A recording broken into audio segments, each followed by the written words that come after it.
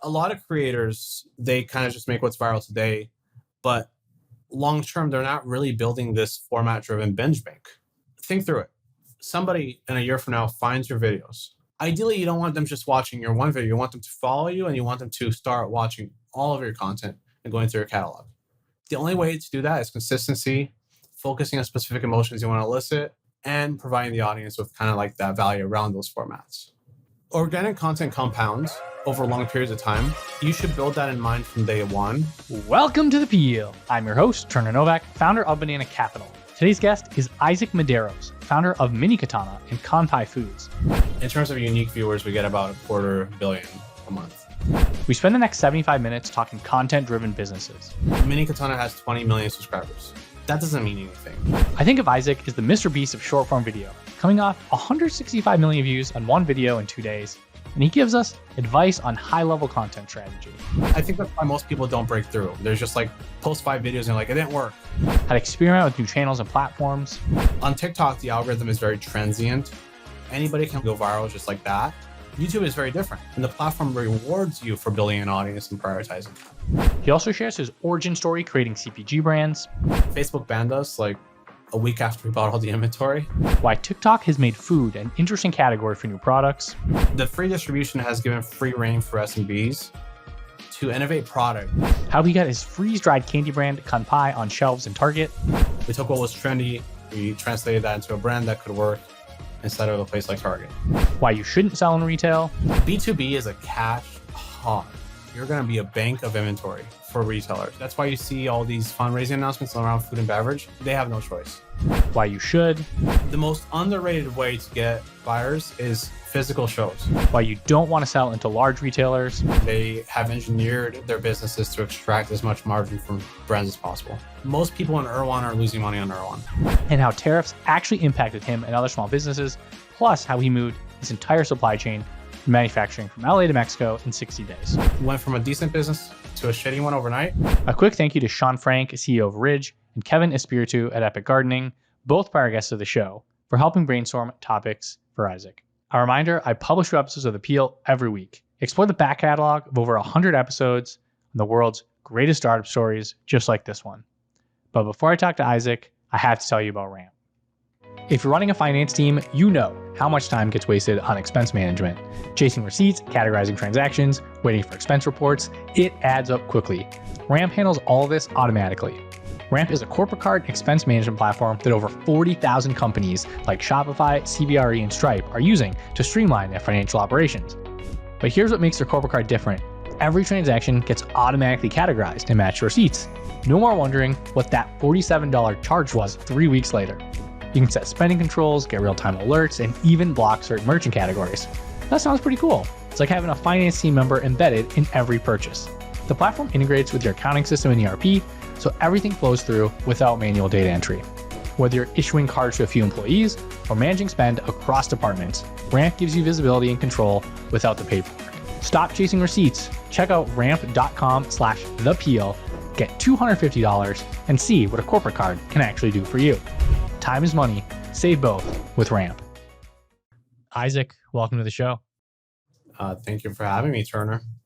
Yeah, I think this will be fun. I was trying to think of a good way to just like think of you. You're kind of like the Mr. Beast of short form almost, or something like that, or like the Cluely guys in the tech startup world. You're like Cluely of short form video, but you actually done like a really good job. You built a couple pretty interesting businesses around it. Yeah, I think it's the Cluely guys they're crushing it. Interesting case study. Also, like, not new. I think it's just new in tech. Like, in the consumer world or in the creator world, people have been getting millions of views for years now. What's your current like stats? I think I saw you tweeted something the other day. You got like 165 million views on one video in 2 days. Am I remembering that right? Across all of our channels, we average usually around 700 million to 1 billion views a month. A lot of that is shorts. We also get some long form views. What's unique about us is how dominant we are in shorts, right? We're one of the top 50 channels on YouTube in terms of just raw viewership. And we're certainly in the top 20 of shorts. And that's based on views. Yeah, that's just raw views. A lot of people will say things like, overall views don't matter, which you could argue. In terms of unique viewers, we get about 250 million a month. Oh, wow. Okay. And is there like a general process or just way to think about going viral or getting a ton of views, or is it completely luck and completely random? Yeah, there's a lot of content out there on how to make a great short or even a great long form piece of content. I think to be more constructive, like we should talk about something else entirely than just like the actual video. We should talk about like the overall macro strategy for a channel, because that's actually what dictates your success over years instead of like today and tomorrow, right? So what I mean by that is we've launched 10 plus channels at this point. When we're launching a channel, we're focusing on specific emotions. So for Mini Katana, for example, we're trying to elicit excitement, edutainment, intrigue, right? And then we can build formats around that and what we're trying to make content around. So off of that, we can do some educational content around the swords. Easy peasy, right? So is it just like how sharp something is, or like how a certain sword works, or something how like it's that? made, or how people used it. It's infinite, really, right? We've started doing like forging videos where we make them from scratch on camera as well. Oh, you create a sword? Yeah. We have like, especially in our long forms. And when you kind of focus on these formats that capture core emotions over multiple years, like I've seen people call it like you're creating a social show, right? And I think that's more of what people should think. That's the angle people should think through when they start creating content. Because, a lot of creators, they trend hop, they kind of just make what's viral today. But long term, they're not really building this format driven binge bank. Like, think through it. Somebody in a year from now finds your videos. Ideally, you don't want them just watching your one video. You want them to follow you, and you want them to start watching all of your content and going through your catalog. The only way to do that is consistency, focusing on specific emotions you want to elicit, and providing the audience with kind of like that value around those formats. So it's sort of like, it's almost like a layer cake almost, where like each new video over time, it's like within the library and the universe, and you're like maybe hitting different emotions or ideas or concepts or whatever you're basically creating content around. And like if they discover you today versus in 1 year, like you have one video today versus in a year, you might have 50 videos, and they might be able to discover all 50 or the 20 that are most interesting to them. Organic content compounds over long periods of time, right? So like you should build that in mind from day one if you can muster it. I think like one of my creators friends on Twitter, Oren, he has a following on Instagram and TikTok, and he's like the creative director of the internet. Like that's his thing. He makes videos about where he talks about his opinions on specific vibes, aesthetics, marketing trends, marketing shifts. And that's his whole thing. And if you scroll back, hundreds and hundreds of videos doing this on different topics, hyper consistent, right? So you kind of always know what you're going to get. Yeah. I think where people get lost in the long term is like they don't provide that consistent value. And when your content is really inconsistent over long periods of time, then you're not really kind of providing long-term value to an audience. Like it's like what, like your favorite television show. Like you're tuning in because you know what you're going to get. You're going to get a continuation to a plot. You're going to get this genre, maybe I want to get sci-fi every time I tune in. Like if I suddenly tune in and it's a comedy show, you're like, well, what's going on? Right? So is thinking about getting as many views as possible maybe not the right way to approach it? Like, is that even I mean, maybe there's like some measure of success there, but it sounds like maybe that's not everything.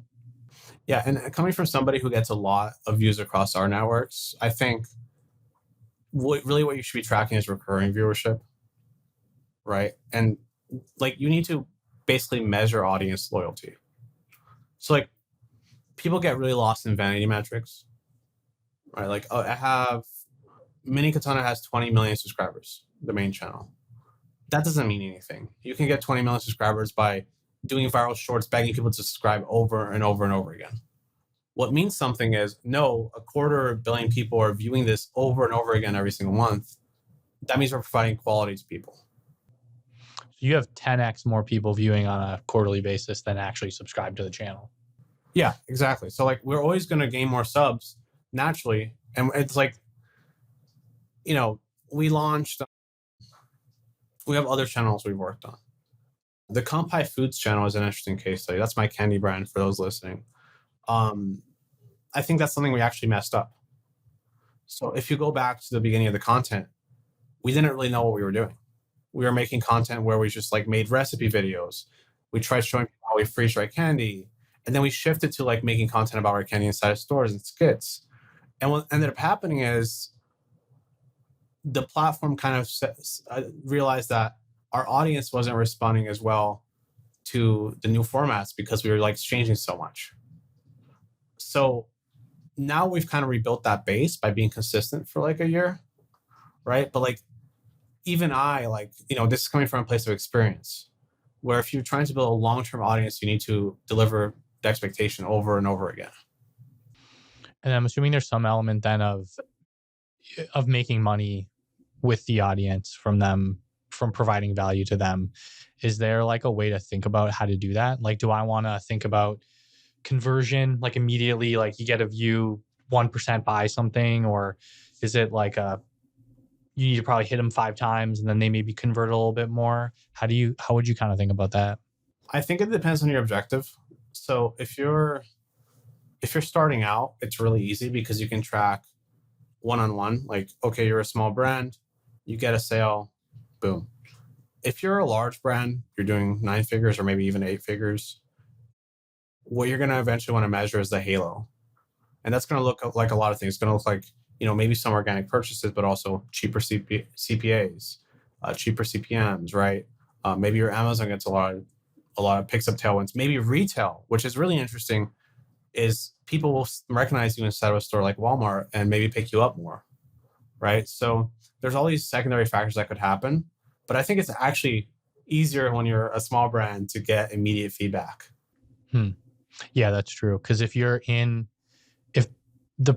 most of your revenue is coming from, we'll say Walmart, like it's kind of hard to measure. Oh, this one specific video that we put out last week drove an X amount of dollars from 1,000 different locations, like across the country. Like, I guess, is there ways to measure that?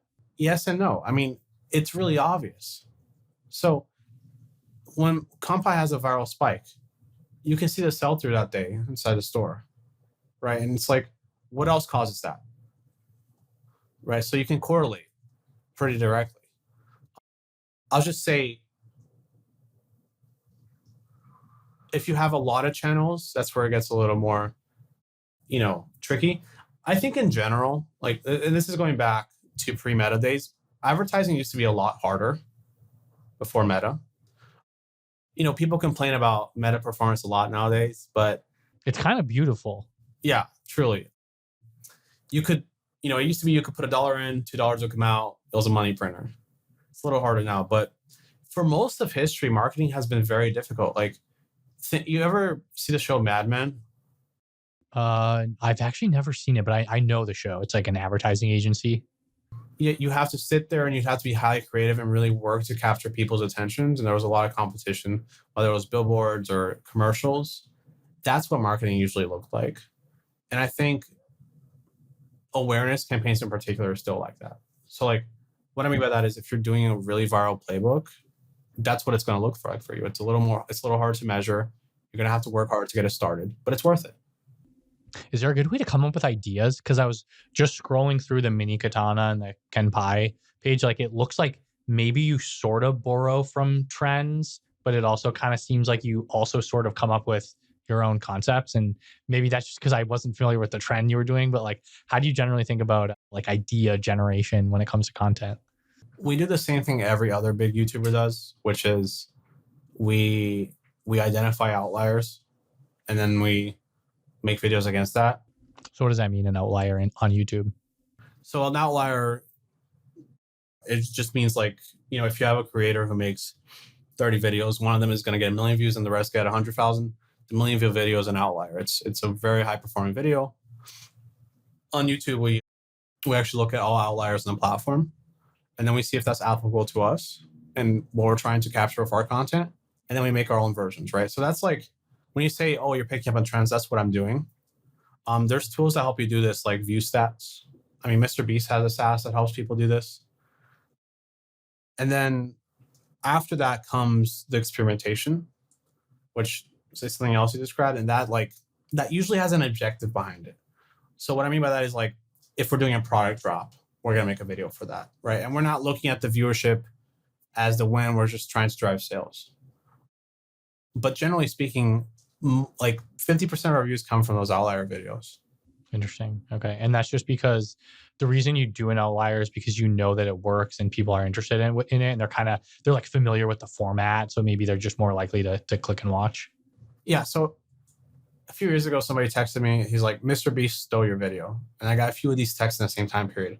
He didn't steal my video. He doesn't steal anyone's videos. It's just every single short form video he does is a copy of an outlier video on the platform.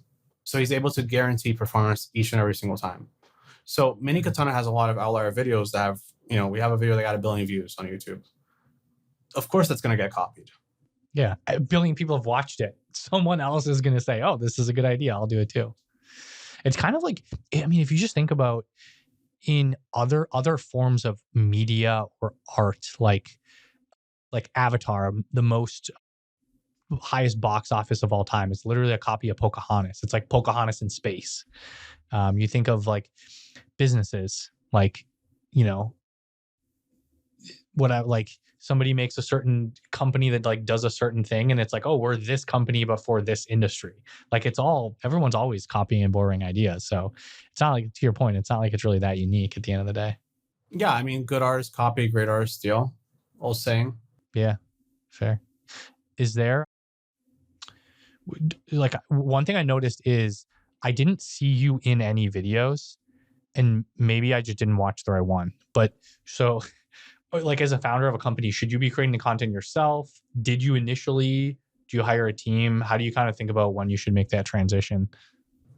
I had a very unique journey because I was the first creator, and I was in every video when it started for the first year and a half.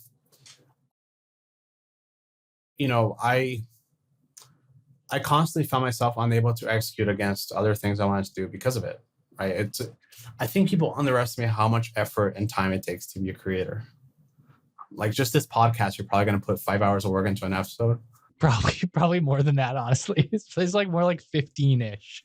There you go. Like, people don't see all that. They just see the end product and they're like, oh, this was easy, right? It was a 90-minute episode. He probably spent 95 minutes on it. Exactly. So when the business had its first year, a great year, my first objective was to replace myself as a creator. So my journey is a little different than everyone else because, most creators don't replace themselves that early. I did. So now we have a media team. It's quite developed, running the show. Now, to your question, should a founder do content? If you want to make that an acquisition channel early on, yes. Like, that needs to be a core competency of yours. Just like how somebody who starts on Meta, the founder is running the Meta ads. Like, if you hire an agency for that, you're not going to have much luck if you're early stage. I think it's like one of those things, if you're early and you want to make that a part of your DNA, you should act like it. Yeah, it's a kind of the whole thing. Like, if you're starting a company, you should probably be leaning into whatever your strengths are, whether you're really good at marketing, you're extremely technical and like talented at building things, like whatever the thing is that you're good at, you should probably be doing that. And then find people that are better than you at the other stuff to actually make you even better at those. Yeah, I mean, eventually too. Like, I think I'm probably a 5 out of 10 creator. Like, I'm not that good. So, that's part of the reason why I hired better people. Okay. So that's interesting because I guess going back to when you first started Mini Katana, that was kind of like your first kind of big breakout success. How did that initially get started? I know there's a cool story there. Oh, yeah. So I was pretty broke. Worked kind of a regular marketing coordinator job, underpaid. I'm sure a lot of people listening to this show probably can identify. Yeah. They want to start a business because they're trying to get out of, it's a dream where they're trying to escape a situation. I was trying to escape a situation. And I had an affinity for Japanese culture. So I decided to sell little samurai letter openers. That's why it's called mini katana, because my first product was a tiny sword. I have one here. Oh, nice. Yeah, let's see it. This is it. Okay, that's like pretty heavy duty though. I mean, it's not sharp. It's just like a letter opener. Yeah. So how long is that for people who don't have video on? Is it like maybe like 12 inches or something like that? Maybe like a foot and a half, maybe? Yeah, it's a nice desk prop, right? Letter openers, though. I mean, did people still buy and use letter openers? What was like the thinking? Did you do like market research around like, oh, this is the best concept, or? No, I just, I saw the product originally at a gift shop, and like I bought it and it fell apart. And I wasn't very sophisticated. I liked the product and I was like, I can do a better job. And, I think that's why it has such a weird feeling story, because most people do a ton of research and they're very intentional. That wasn't me.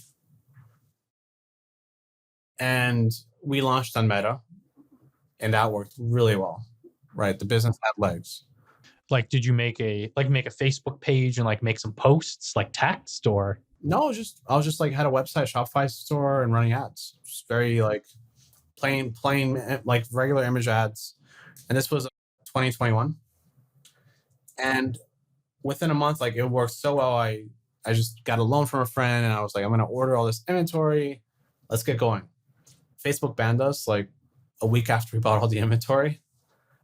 And it was because they considered what we were selling a weapon. So you had bought all these letter opener / mini katanas, and then you couldn't run paid ads to try to sell them, essentially. Yeah. Okay. And I had a tiny apartment filled with these boxes. I was shipping everything out myself.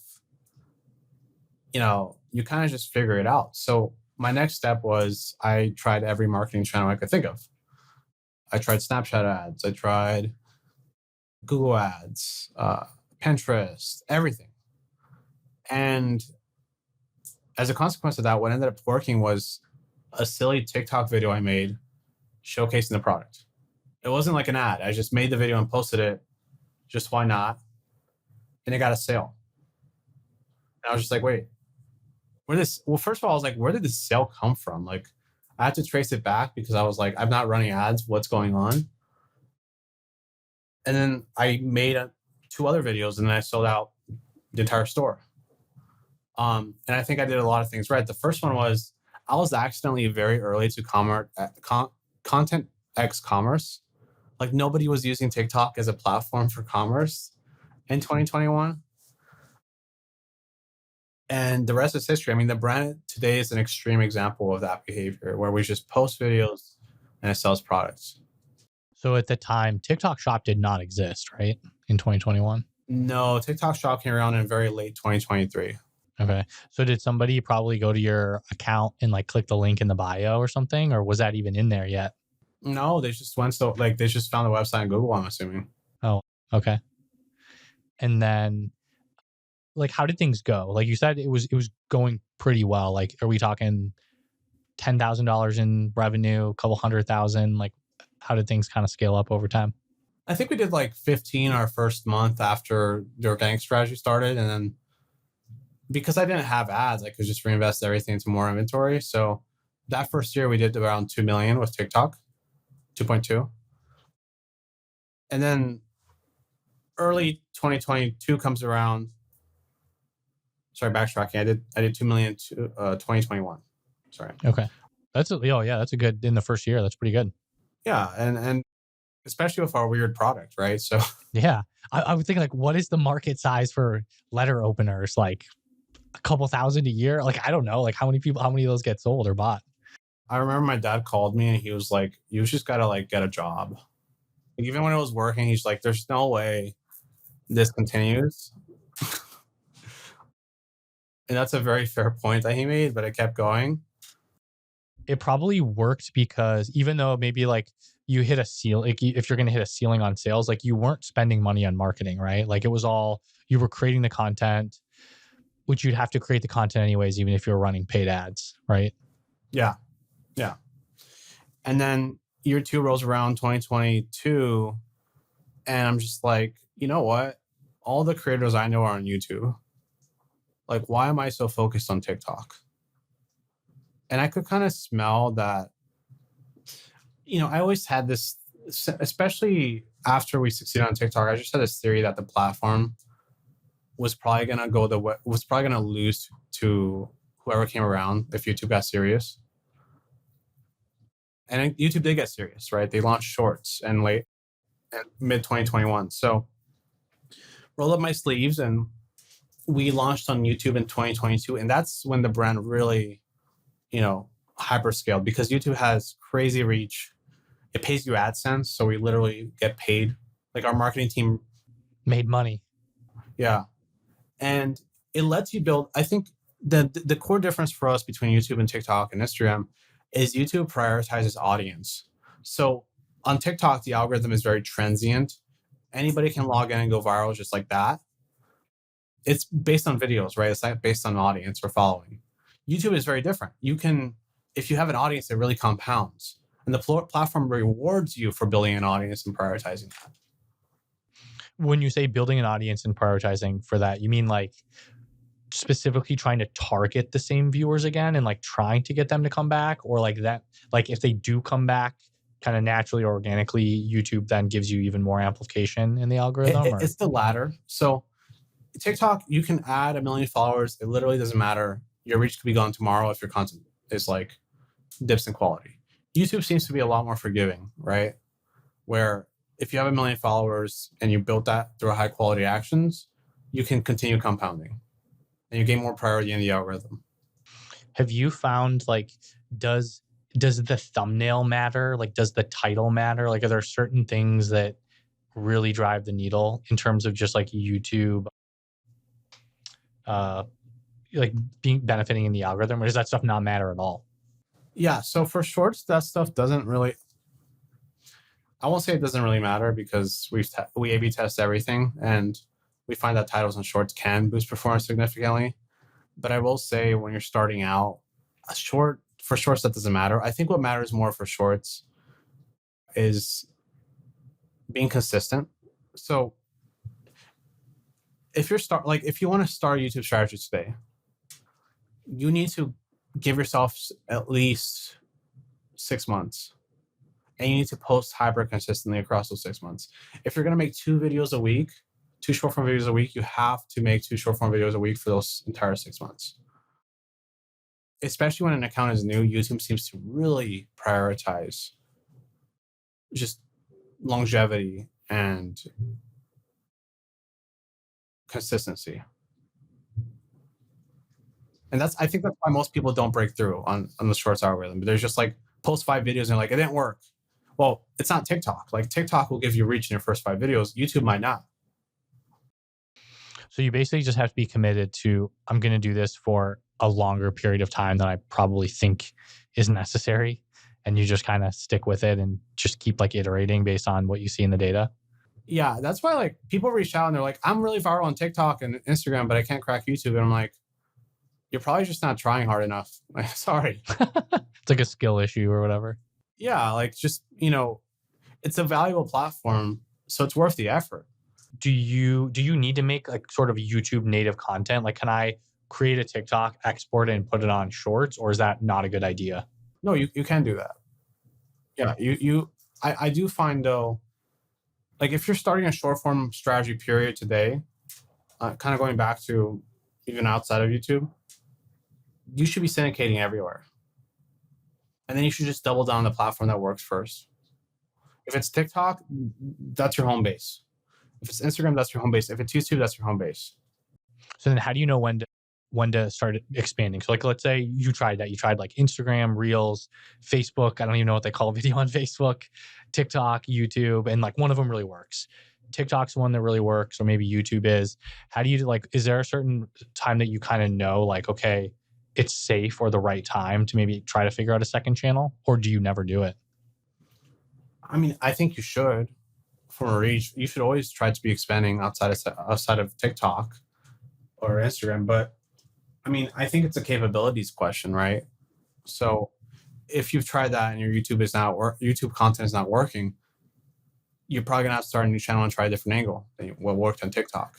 The cultures are very different on each platform. I think in 2022 and 2021, 23 even, it was very like monoculture. Like they're all just copying each other. But now it's each platform has its own user base that prefers it, and that's caused a bifurcation. So on TikTok, it seems to be like, how do I describe this? TikTok like hasn't changed. It still prioritizes kind of the meme format and cultural driven discourse. Instagram like seems to reward higher production value for whatever reason. Maybe the audience is more mature. YouTube is very young. So if you crush it on YouTube, you have to basically like, that's why Mr. Beast's content is hyper edited, for example. Those are just like some examples. It doesn't encompass the differences to their full extremes. So then that might maybe tweaking for those of like, okay, you're targeting like a 16-year-old average or 21-year-old average on YouTube, and Instagram, maybe it's like an average of 38 years old or something. So like just the type of things that those people are interested are naturally going to be different. Yeah, I have a good friend. They run a brand and they've cracked Instagram. They get about 30 million views a month on Instagram. Half their sales now come from organic content. They're a high seven-figure dollar year business. And they can't crack YouTube no matter what they do. And it's just like you look at their content and it's like parody content around liberal jokes. And it's like, well, I think there's something there. Like maybe young people on YouTube don't really want to hear any of that. Or maybe, there's probably an audience play there. I feel like that could do well on TikTok. Yeah, they do okay on TikTok too. Yeah, interesting, huh? And you so you started another brand, another company. It's called Kanpai. Did I pronounce that one right? Yeah, Kanpai, yeah. Kanpai, okay. How did that kind of come to be? Like, what is it, I guess, and kind of how did it all come to be? We started a freeze-dried candy. People, that's the wrong thing to say though. So I'm gonna backtrack to 2023. Because I know it kind of started, Mini Katana transitioned in. Yeah. So it started in 2023 when Mini Katana kind of stopped growing in revenue. And I got really frustrated by that. So my reaction was to try to, break past that barrier. And at the same time, I had noticed a lot of food and beverage innovations coming out of TikTok. What I mean by that is like the free distribution has given free reign for SMBs to innovate product and gain free distribution and then sell the product, right? And you saw this, like that's how freeze-dried candy started. It was a bunch of mom and pops buying home freeze dryers and freeze drying like a gummy worm. And then they posted a video, like a TikTok. So this was pretty recent. Yeah, they posted on TikTok and it'll blow up 3 years ago. Like it started 3 years ago. And it's not just like freeze-dried candy. There's a lot of other trends. Like sour fruit is a really big one. Like people love drenching fruit and sour stuff. Citric acid. Or like freezing grapes and dipping them in citric acid and then eating them. Like there's a lot of these like food and beverage trends. And if you look close, they're like actually innovations. There's a reason why they're popular. Like people actually enjoy eating these things. So that's why Kanpai started. That was the thesis. The thesis is we're going to be the company that looks at these trends and brings them to shelves. Oh, because no one was selling these in stores. It was all D2C. So like you'd see a video, you'd go to their profile and maybe there's TikTok shop, or maybe it was just a link. Go to the website and buy a pack of freeze-dried gummy worms from their Shopify store. Exactly. And yeah, so we went the opposite route. We took what was trendy, what was happening, and we translated that into a brand that could work instead of a place like Target. And maybe super dumb question, but I'm sure people listening might not know what freeze-dried candy is. Like, what is it exactly versus, non-freeze-dried? Yeah, so one sentence explanation, it's candy that has no moisture. Freeze drying is a process where you heat a tray in a vacuum chamber and you use liquid nitrogen to trap all the moisture on the walls of the vacuum chamber. Long story short, it makes sugar molecules puff up. So a gummy worm, it's normally squishy and stretchy and pretty yummy. Now turns into like a Cheeto. Okay. Interesting. So is it crunchy? Yeah. Yeah. Okay. What's your opinion on the taste? Like personally, like how does it compare? I'm a crunch guy. I grew up loving popcorn. Oh, nice. Okay. So I was like, this is a massive upgrade for me. Like, so the gummy worm example, it's like a gummy worm flavor, but it tastes or it eats like popcorn, like feels like popcorn. Even more crunchy than popcorn. Like it's Really? just it has no air, so it's very airy. It's just a straight crunch. Interesting. Like a Cheeto type texture. Yeah. Huh. That'd be crazy. I probably should have ordered and tried some of these before we talked, but it does sound interesting. I'll send you. Oh, nice. Yeah. I mean, I'll buy it. I'll pay for it. But like, did that not exist? Like, I feel like, I mean, it was like 2023 at the time. Like someone had to have been making that. Like it wasn't like Skittles or like Airheads or like no one had done anything like that before. Well, there were companies that did it in like from the 80s with ice cream. Like astronaut ice cream is a thing that a few listeners might know about. Astronaut ice cream? What's that? You just freeze dry some ice cream and it turns into a crunchy, shelf stable, doesn't melt. It's a very bizarre experience. Huh. That is crazy. Ice cream that doesn't melt? Yeah. Yeah. No, is it because it sucks all the milk out of it? All the moisture is gone. So the dairy's still in there, but it just has no moisture. The reason why, like, I guess it can't melt if there's no moisture, like if there's no actual milk. What I was going to say, the reason why it doesn't melt is because there's no moisture. Okay. That makes sense. And so it exists in the 90s. Did it was there like a supply chain reason that it like didn't exist, or was it like unhealthy or like too cheap or something? It was just marketing. So like it was a niche thing that people who are nerds knew about. Freeze drying is very popular in other industrial processes. So like a lot of ingredients and supplements are freeze dried. Breeze, which is like they're a THC beverage. They use like freeze dried mushrooms, I think, like ground up, freeze dried. It turns things into powder too. So like if you freeze dry like a carrot, like you can literally grind it up because it has no moisture. It's just like a fine powder. Okay. You get like carrot powder, like sprinkle it on top of something. I don't know if you want to have the carrot, get some carrot flavor. I don't know. Maybe that'd be good. Who knows? If you like carrots, that might be fun. It's a weird example, but that's kind of crazy. So you were basically just like, this, I think this will be good. Like I like the taste of it. I think people will like it. And that was kind of the thinking. Yeah, there was data though. Like it was viral on TikTok. There were like small businesses doing it, like separate small businesses, no one big. And, there was a lot of data backing up the decision. It was more intentional than the sword thing. Yeah, that's true. And we launched in 23. Last year was amazing. We kept, at first, like it was kind of slow. And then the first PO came in from World Market. The first PO? PO. Oh, PO. Yeah, purchase order. And then I remember like it was a snowball from there because what ended up happening is other retailers saw it in World Market and then it was just like, oh, that's interesting. And then it like broke down every single barrier. We ended the year launching in Target, kind of got experience there. And, this is now year 2 and we're kind of just rolling.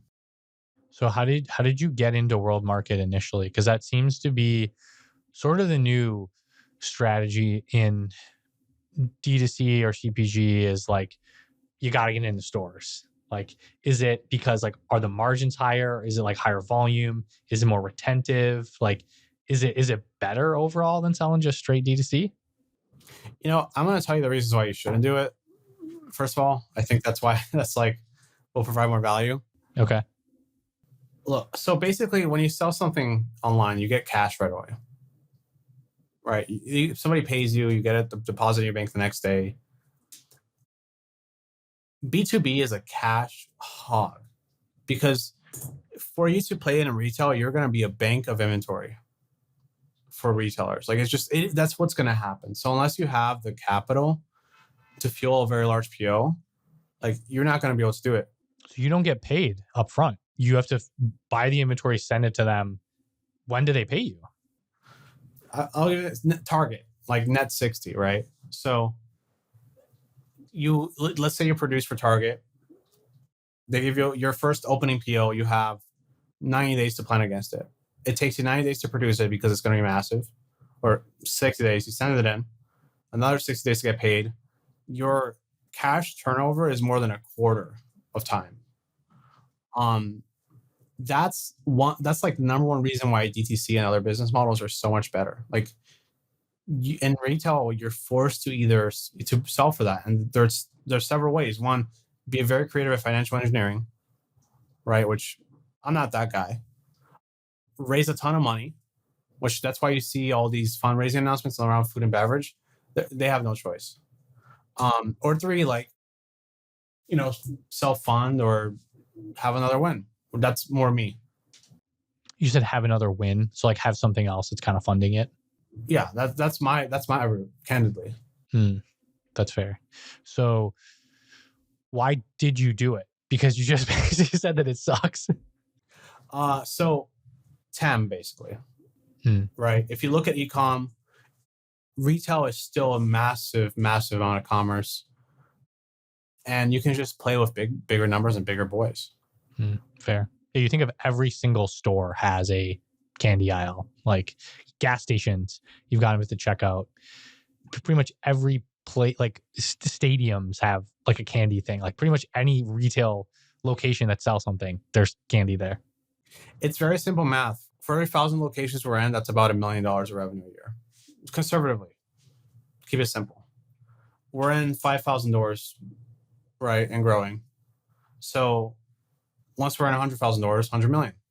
There's literally over 1 million doors in the US that we can sell candy on. And that's just the USA. So it feels unlimited. Like it just feels you can continue growing that pie, especially if your sell-through numbers just stay similar or increase over time. And you could probably add new product categories too, right? So instead of making $1 million per 1,000, you make 2 or 3 million if you can like add new SKUs or new products. Yeah, I'm just keeping the math simple for simplicity's sake, but it's like a platform.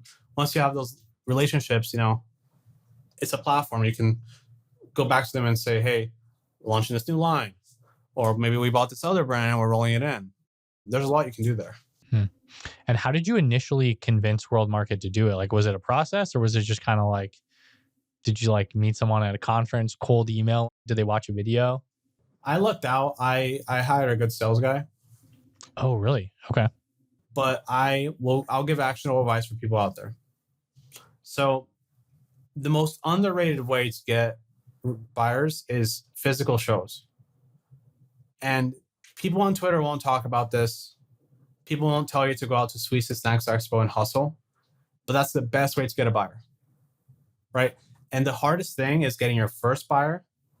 And if you have data from one buyer, that's when it starts cascading. And is it because like it's a food product? Like you got to get them to try it? Like they have to actually eat it? Like, is that just a big part of it? Yeah, but also they're getting, hundreds of emails every month of pitches. It's like, you're not going to get their attention unless you get them in person with the product. Yeah, that's fair. So you probably go to the show, bring the food or the drink and just get them to try it, see if they like it. Or in person, like, I've heard stories of like a friend of mine owns a little chips brand, like healthy chips. And she sold them at farmer's market until the Erewhon buyer just walked by and was like, this is cool. Right. So like, I just think one thing I've noticed is on Twitter, people the more chronically aligned the community gets, the less people talk about in-person advantages, which are becoming more considerable by the day. It feels like everyone's socially awkward and doesn't want to like actually show up, but that's an advantage. Yeah. I feel like generally like I've kind of like accepted that AI is going to change some things. Like especially with like content like Twitter. I don't know what the number is, but I'm sure like half half the tweets that we read are like LLM generated or whatever. But AI is not going to go out and meet people in the real world or whatever. Like that just becomes so much more important. Just in-person events, meeting people in person, talking. I feel like they're like with podcasts, something like this, like it's two people sitting down talking, understanding things. You're not like, I don't know, people aren't going to sit down and be like, I want to listen to an AI podcast for 90 minutes or whatever. Like, so I've been kind of thinking like, it's kind of like this two-pronged thing. It's like, okay, figure out how the world is going to change with it getting more digital, more online, but then also figure out like, I don't know, the complete other end of the barbell is like, completely offline, completely non-connected to the internet and AI and all that stuff. Yeah, I couldn't agree more. I think it's actually insulting when somebody finds out it's AI. Like if you send somebody a cold email and they find out it's AI ran, it's like that's a red flag. It's a massive red flag, right? So there's something interesting there. One of my friends told me this trick, and I feel like it does work. It's like you purposely have a typo, or you like don't do all like you have lowercase in the subject or whatever. Like you just kind of show that there was a human that kind of messed something up, just to kind of show that it's not just an AI generated email or whatever. In general, the more the supply of a type of content increases, the less the demand for that content. So by that logic, all AI driven content will have less and less effect because there's unlimited supply of it. So that means videos that are very obviously AI or near perfect become less valuable. Or that means things written by AI that are too perfect become less valuable, just like you said.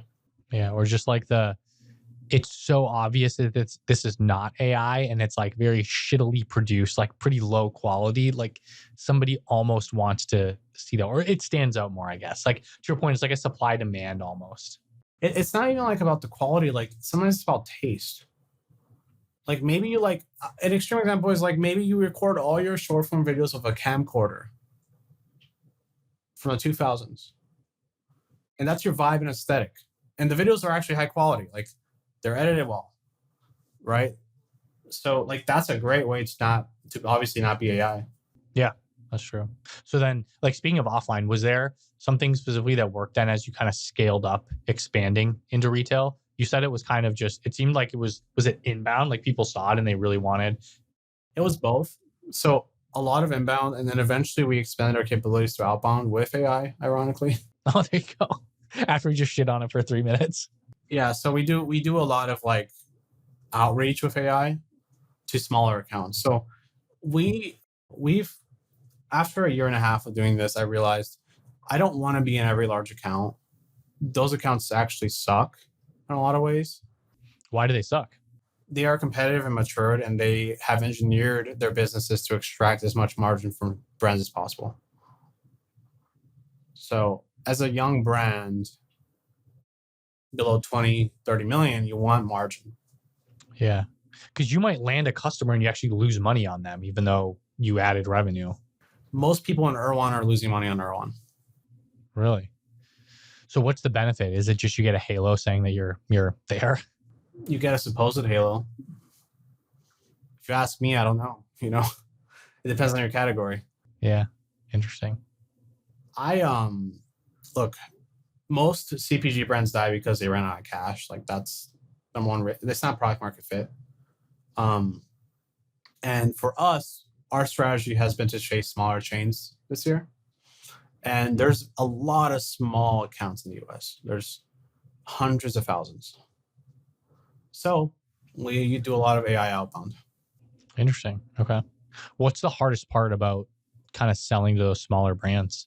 Like, is it just, are they like lower values? You just need to make sure you're not spending like enough money. You need to figure out ways to do it. Thinking about like organic, like other ways to cut costs to make sure that they're still profitable. I think it's like any other long tail strategy. Like it's just about fulfillment and logistics. Like the effort for $100 a month account is the same level of effort for $1,000 a month account. But if you're set up for it, it's not difficult. And that's just like back-end stuff, like having a 3PL. Okay. Do you guys have a 3PL that you work with? No. Okay. We self-fulfill. Okay. Was there a reason that you did that? I just finished my warehouse move and I had a list of things I needed to do. and it's a long ass list, and like moving out of the US was number one, right? So it's a matter of resources. Yeah. Okay. We should definitely talk about how you moved all the production. One thing I did want to ask though is you mentioned one of the strategies to kind of doing the wholesale was raising money. So I think if you talk to like most investors, the kind of like the average consensus is consumer brands are not good investments. You don't make money on them. You talk to any VC and like, oh, I don't invest in CPG. Those are bad categories. Is there any truth to that, or what was your thing? Because I think you did raise a little bit of money. What would you agree or disagree with that? I raised money after the brand was working. Just putting that out there. So Okay, yeah, fair. We had pre-MF, and we had our first POs. I think that I would generally agree with that for VC returns. That's the caveat. So a VC needs a 1000x. It needs a crazy return on investment, right? That's how they operate. Consumers are very different playbook. You have a brand, and it maybe sells for 100 million, 50 million, 200 million, 300 million. $1 billion outcomes are incredibly rare. So you just need to engineer for that, right? And VCs don't want to participate in these kind of little outcomes. I think with that in mind, it's like if you go out and raise from friends and family at a low valuation, like 10, 5 million, and you get a 10x return, that's pretty solid, but that's just a different investment criteria and different investment thesis. Doesn't fit VC. It seems like the issue then is VCs say, okay, we like the 10x, that's kind of fun. But that's not really what we're looking for. You can get to 100 million valuation, but we need you to get to 1 billion or 5 billion. So you need to get really big, really fast. And then that's probably where things start to fall apart. And it seems like if you look at the graveyard of kind of VC brand investing, it's like to scale it up fast, it's like you just do a bunch of paid ads. Because we talk about how great Facebook is, like you can scale it up. Yeah, and like that breaks your business because rarely can you go back to profitability after you do stupid stuff like that for long enough. I mean, look, I think it's just a disconnect in expectations, and that's fine, right? Go invest in an AI startup and it might go to $1 billion. That's a better return on capital.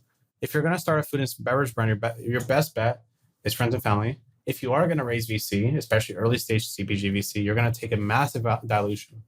That's the caveat. So there are investors, but the dilution will be absolutely nasty. Interesting. What kind of dilution do you usually see? From talking to friends, buy your Series A, you might own 30%, 40%. That's brutal.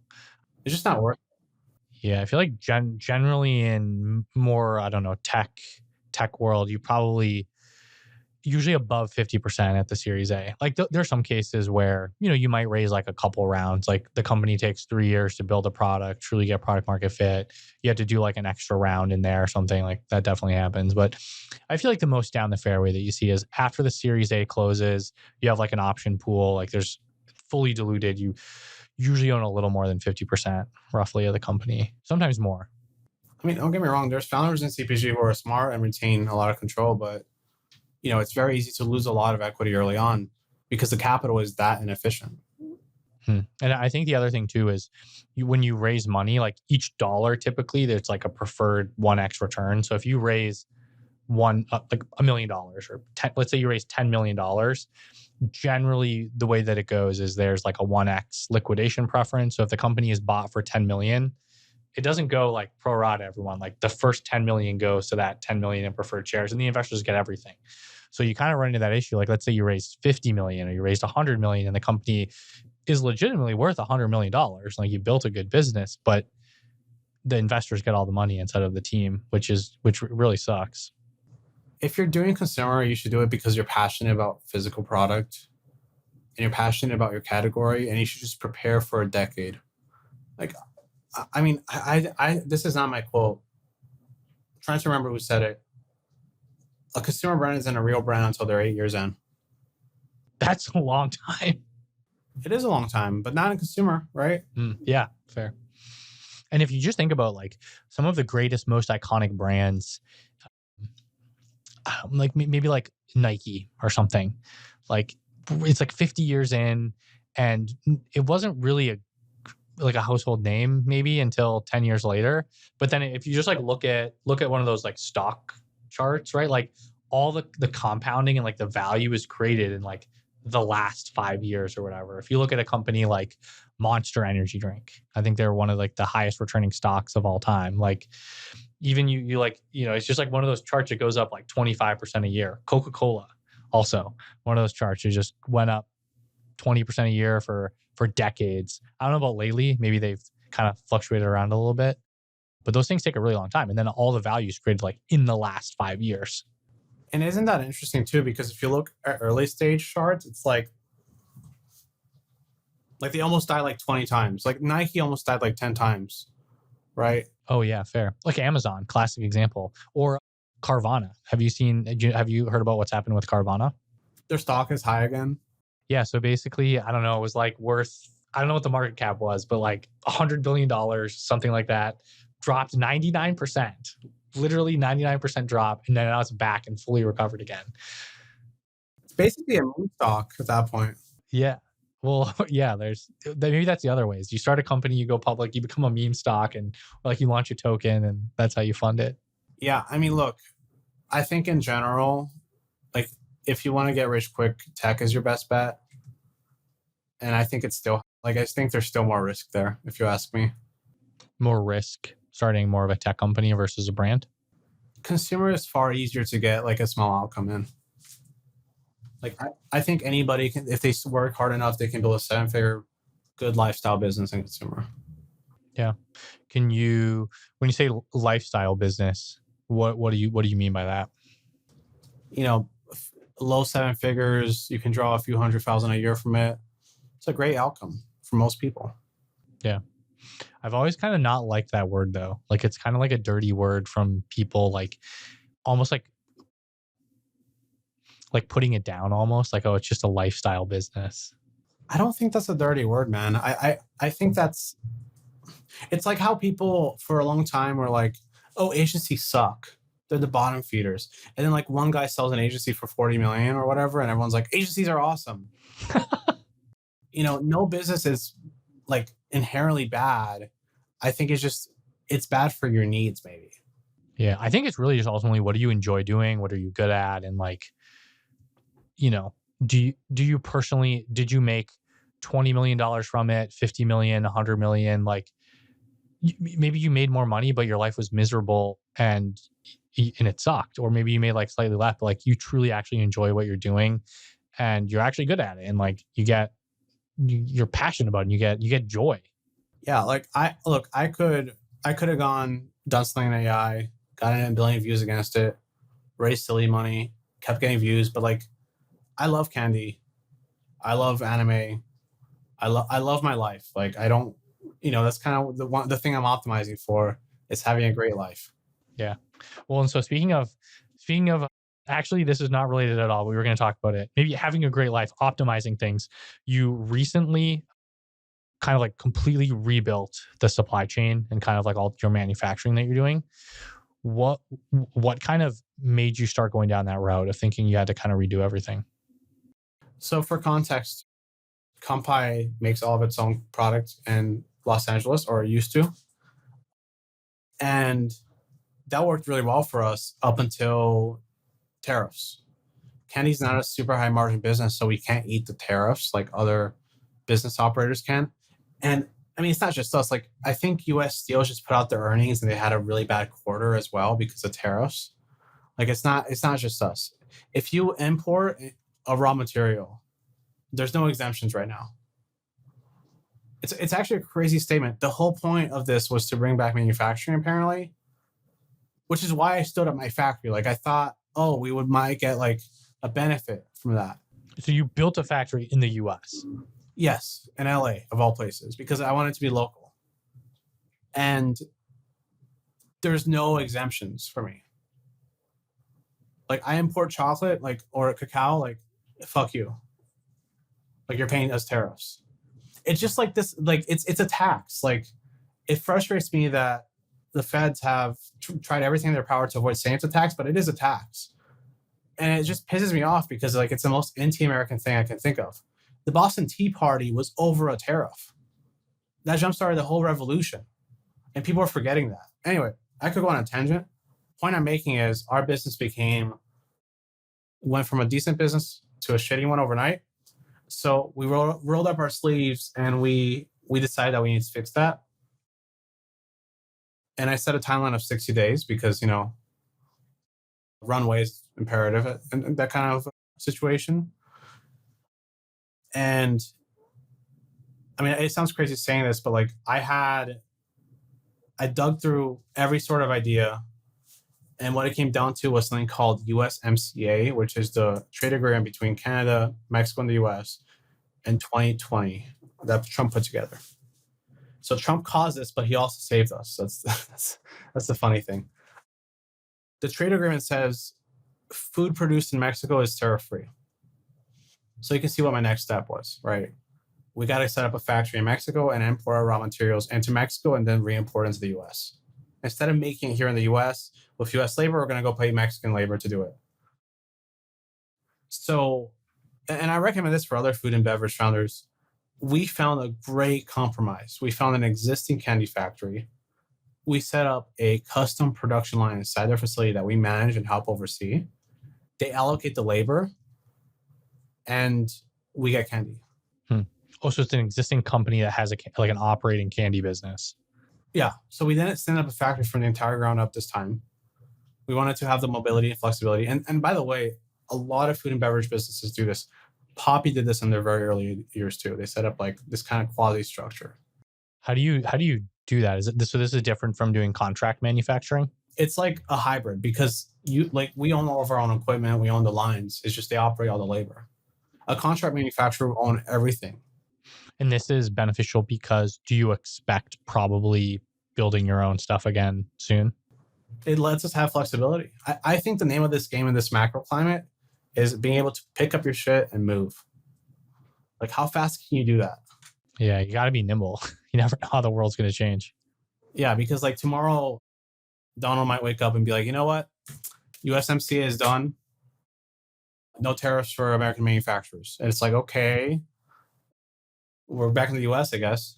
Yeah. So it was actually more profitable to, instead of manufacturing it in the US, like this whole thing was supposed to be designed around, it was actually more profitable to make it in Mexico because you can import the raw materials to Mexico and not pay as many or as much. No tariffs. No tariffs. And then you're paying Mexican labor because it's probably a little bit cheaper. It's way cheaper. It's like $6 an hour. And then you ship it up to the US and you don't pay tariffs on that either. Yep. Interesting. So it really just defeats the whole point of this at a high level, like bring back more jobs to the US. I saw the jobs numbers for it was like last month's manufacturing numbers. It was like loss of 30,000 workers. And I think we had a conversation outside the podcast where, I said, look, everyone's really quiet because everyone's hurting. And no one knows what to do. It's like you're just helpless. So the best thing to do is position yourself to be nimble and flexible to be able to change. You really have no choice. I think if you're starting out and you have a very, kind of small company. So if I were to start a food and beverage brand, I'll get like a very small shared kitchen and make all my own stuff. It's just to start. And then I would find a co-man and then I'll take the approach of don't sign anything that's 5 years long. Just don't do it. That might backfire heavily on you. Because you may have to commit to 5 years of renting a facility or paying them for usage. Yeah, or if it's a contract manufacturer and you commit to it, you might find yourself with no margin next month. So maybe even pay slightly higher costs for having a shorter commitment. Yeah. I mean, I just think it's, in general, I wouldn't even start a physical product brand in this environment, but here we are. Yeah, I guess no more competition coming in, I guess. Maybe that's a benefit. Yeah, but I mean, the funny thing is my competitors are just committing tariff fraud. They'll just lie about the country of origin. Really? Yeah. So who are some of the competitors? Are there have the big CPG companies started really leaning into to freeze dried candy? The big CPG companies do the same thing I do. They make it in Mexico or Canada. That's how they navigate this. My smaller competitors are the ones committing tariff fraud. I'm not going to name names. But yeah, I mean, Mars and Hershey copied us and launched their own freeze-dried lines towards the beginning of this year. How'd that go? It was interesting. It actually kind of indirectly helped us because it was like a lot of small mom and pop shops, and they basically wiped them out. And then like, it's like 3 companies now. Those 2 big guys and us as a third option. And retailers kind of think strategically about shelves where they want options for consumers. So it actually helps us a little bit. And that's because they might not have freeze-dried candy and they add it. And then since they added it, they need to slot you into because Hershey had some or... Yeah, because more optionality. It's now a section in the store, adding incremental revenue. And we're very differentiated. Like a smaller competitor can't even, they can't manufacture enough, or they might not send out enough. Interesting. Okay. That makes sense. You generally don't want to be the only people in a category. Like that's a bad thing. You need headwinds. So, and that's kind of going back to when you started it, you were like, okay, this kind of already exists, but you were one of the first who was selling to retail, right? Yeah, I think we were the first or one of the first. Okay. One thing interesting that you said before is you don't think EBITDA is a good metric. Kind of seems like a hot take. I mean, cash flow is important. Where did I say that? Oh, I don't know. I think you said it on a podcast. Did you not say it, or did you not mean to? I think I probably meant that cash flow is really what I look at. Oh, fair. Okay. When I operate a business, I'm very tactical, bootstrappy. So what I do is I have a 13-week cash flow model, and I just look at what comes in and comes out and what I can take out. I'm very simple-minded, and that works really well for me. I think what I meant is like if you're looking at an accrual book, it's like it's not as tactical. It's not really as useful. By the way, if you're starting a CPG brand, I cannot recommend enough having a 13-week cash flow model. What's the importance of a 13-week cash flow model? Like, why 13 weeks? Is that basically like a quarter? Yeah. Yeah. Okay. It's enough time to know what's good, like to actually be able to predict accurately, and not long enough of a time period for you to for it to be useless. So it's just very tactical. Yeah, just because like inflows and outflows, like week 2, I have this order coming in, I need to pay out week 4, but like I'm going to be short, so I need to make sure by week 3 we like delay something or bring more in or something like that. Like it just lets you kind of plan a little more tactically. Yeah, I mean, you can literally DM me on Twitter and I'll send you my template. Like it saved my butt a few times in my business. Yeah, no, that was one of the big things we did when I interned at a private equity firm, and then I worked at a bank where we lent money to a couple private equity backed companies, and it was always, we did like 13 week weekly like rolling cash flow models, because you lever those things up and it's like super small margin for error. So yeah, and CPG is like that because you're lending all this product to retailers, so you got to track all those net terms and everything. A lot of e-com operators are just not very sophisticated financially because they've never had to be. Because things were good for the past couple of years. Things were good, and you get product, you sell it, money comes in, boom. Like it's not, you're not acting as a bank for your customer base. Are there any other creators out there right now, or like accounts that you're like, oh man, these guys are really crushing it? Business or like just in general creators? Ooh, maybe both. When I find old references of who I'd watch when I was starting, I'd watch Peachy Babies, which is like a viral slime company. Peachy Babies? Peachy Babies, they're really impressive. They used to have more subs than Mini Katana. So like when I started, I actually they were on YouTube first, and I was watching what they were doing. A really great business, no marketing spend, really impressive. There's another one called the Marshmallow Co. Gourmet marshmallows on YouTube. Interesting. 2 million subs. Like if I wanted to buy them, how much do they cost? I think they're like $30 for a pack. Oh, that's a lot. Yeah. Interesting. Okay.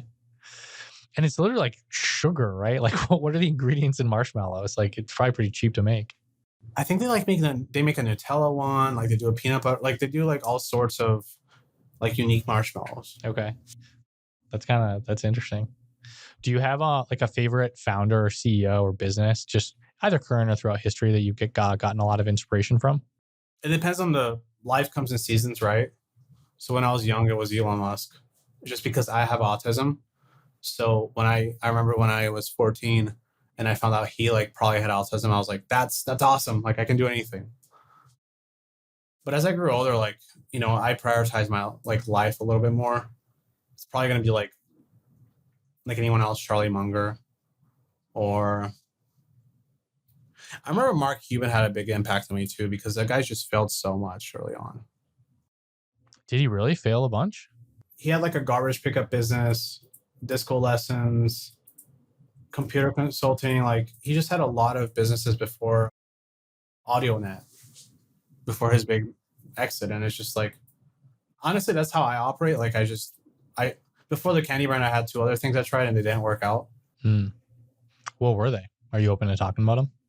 Yeah, one of them is called Waku Waku, which is like Letterboxd. It's a movie lover app, like a community app, and you just log in and you review movies. Okay, yeah, I've seen that before. It's massive. It's a really big business. I made that for anime, so that was Waku Waku. We got to a few 100,000 subs on YouTube. I forgot the user base, but it was like it had a solid user base. I just like couldn't monetize it very well. What did you try doing? We tried doing like this traditional, you provide a good app and then you put super wall up and then you try to monetize subscriptions, and it was just couldn't. Turns out anime lovers are broke and they don't want to pay for things they don't need. That's fair. And then I also tried selling figurines. Oh, really? Okay. Similar playbooks. Custom made or? Both. We tried custom made and we tried like reselling as a distributor, quasi distributor, and it's just like awful business to be in. Super low margins. That's why the margins are just so low, you just can't make money? Yeah.